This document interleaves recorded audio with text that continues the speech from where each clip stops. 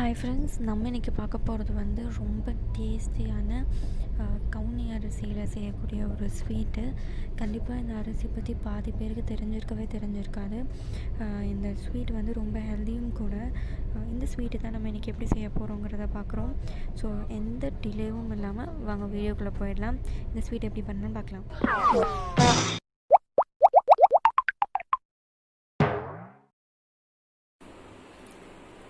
இது வந்து பிளாக் கவுனி அரிசி. நீங்கள் கேட்டிங்கனாலே கடையில் கிடைக்கும். இது வந்து நான் ஒரு 100 கிராம் கவுனி அரிசி எடுத்திருக்கேன்.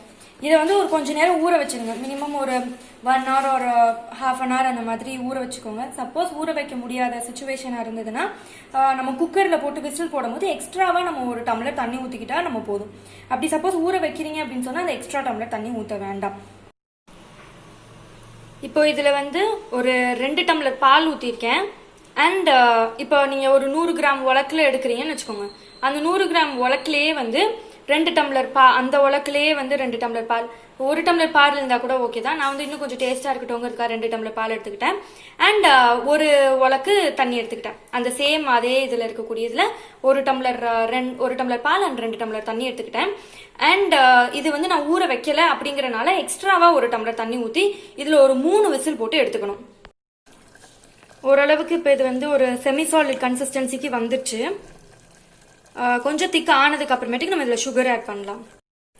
ஒரு 100 கிராம் இது எடுத்துங்கன்னு சொல்லியிருந்தேன் இல்லையா, அரிசி எடுத்துங்கன்னு சொல்லியிருக்கியா, அந்த இதுலேயே 3/4 உலக்கு வந்து இந்த சக்கரை எடுத்திருக்கேன். அப்போனா அரை எடுத்தோன்னா 25 கிராம் வரும், 50 வரும். இது ஒரு 75 கிராம் சக்கரைன்னு வச்சுக்கோங்களேன். 75 கிராம் சக்கரை இதுக்கு ஆட் பண்ணணும். ஸோ இப்போ இதில் இந்த சுகரை நம்ம ஆட் பண்ணிடலாம். இதில் நல்லா ஆட் பண்ணதுக்கு அப்புறமேட்டுக்கு ஒரு தடவை நல்லா கிண்டி விட்டுக்கலாம்.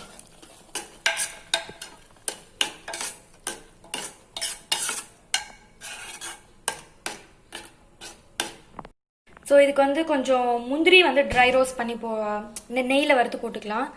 ஸோ அதுக்காக நெய்யை கொஞ்சம் அடுப்பில் வச்சுட்டு சும்மா லைட்டாக நம்ம வந்து சாட்டே பண்ணிட்டு அந்த நெய்யோடய இதில் கொஞ்சம் ஆட் பண்ணிடுங்க அப்படியே. ஸோ ஓரளவுக்கு கொஞ்சம் கொதிச்சு வந்ததுக்கு அப்புறமேட்டுக்கு நான் இந்த முந்திரி பருப்பு இதோட ஆட் பண்ணிக்கிறேன். அண்ட் ஃபைனலாக இதுக்கு கொஞ்சம் தேங்காய் துருவுனதை ஆட் பண்ணிக்கணும். ஸோ இப்போ இதில் நான் தேங்காய் ஆட் பண்ணிக்கிறேன். இதில் ஃபைனலாக வந்து நுணுக்குன ஏலக்காய் ஆட் பண்ணிக்கலாம். ஸோ ஆல்மோஸ்ட் இது ரெடி ஆயிடுச்சு. இதை அப்படியே நம்ம வந்து சர்வ் பண்ணிடலாம். ஃபைனலி நம்ம கவுனி அரிசியில் செஞ்ச ஸ்வீட் ரெடி ஆயிடுச்சு. இது ரொம்பவே யம்மியாக இருக்கும் அண்ட் இது ரொம்ப ஹெல்த்தியும் கூட. இதையும் நீங்கள் உங்கள் வீட்டில் ட்ரை பண்ணி பாருங்கள். பார்த்துட்டு கமெண்ட் செக்ஷனில் கண்டிப்பாக மென்ஷன் பண்ணுங்கள். பிடிச்சிருந்தா கண்டிப்பாக லைக் பண்ணுங்கள், ஷேர் பண்ணுங்கள், மறக்காமல் சப்ஸ்கிரைப் பண்ணுங்கள். இந்த மாதிரி வேற ஒரு இன்ட்ரெஸ்டிங்கான வீடியோவில் உங்களை சந்திக்கிறேன். நான் பாய் ஃப்ரம் மியா மாக்ஷியா. பாய்.